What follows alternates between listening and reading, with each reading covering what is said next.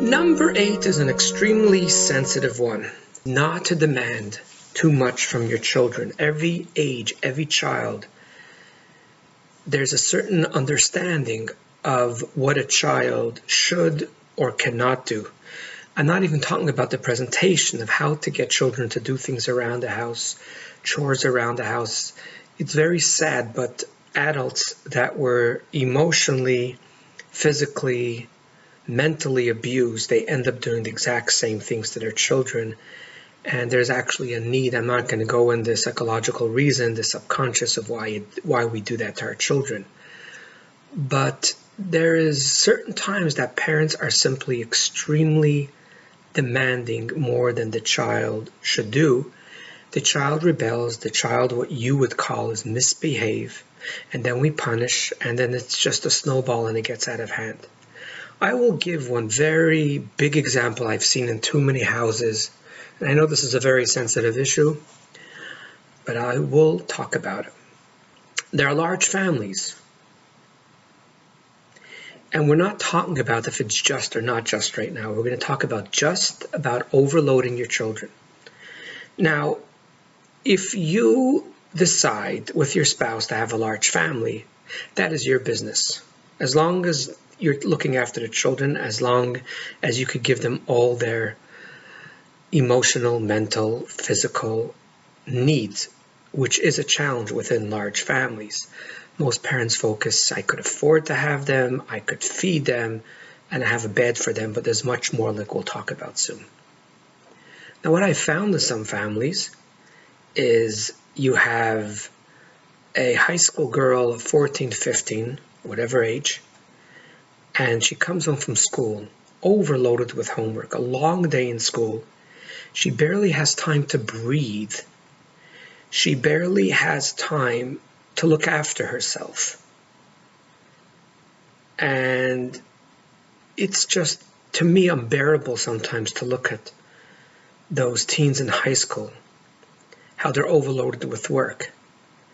For a mother or a father to decide that their adolescent will become a semi-parent and will give them obligations to bathe their siblings, to put them to sleep and to do homework and so on and so forth and do shopping. And then the teens start opening up a mouth and they start yelling and they start screaming and they feel like they're being stifled from all sides, overloaded from all sides. All their circuits are overloaded. And then we call it misbehaving. It's not misbehaving.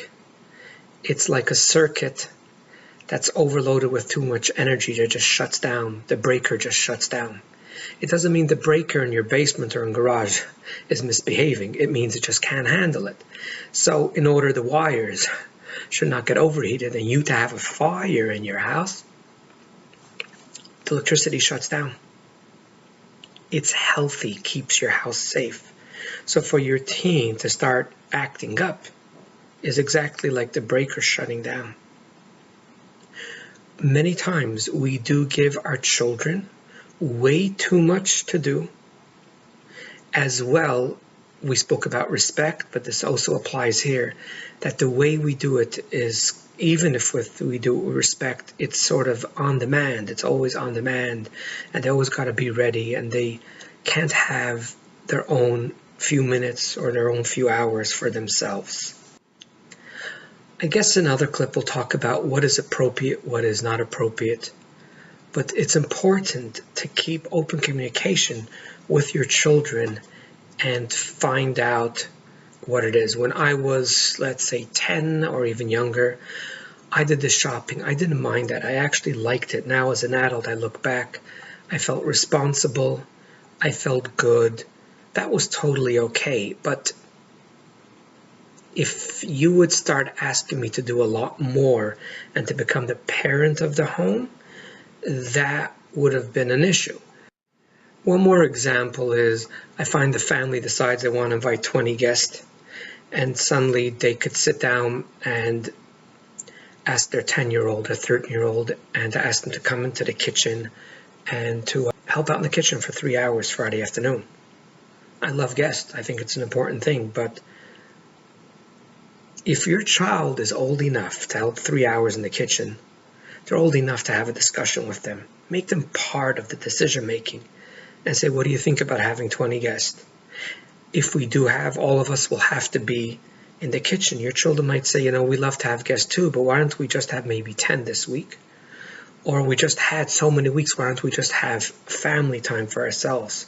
That's another issue.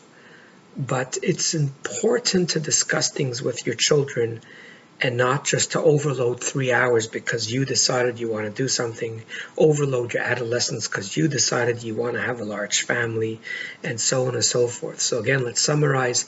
Their rebelling is not misbehavior. Their misbehavior is not misbehavior. It is sometimes simply, as parents, we make the mistake and we give them way more than they should do.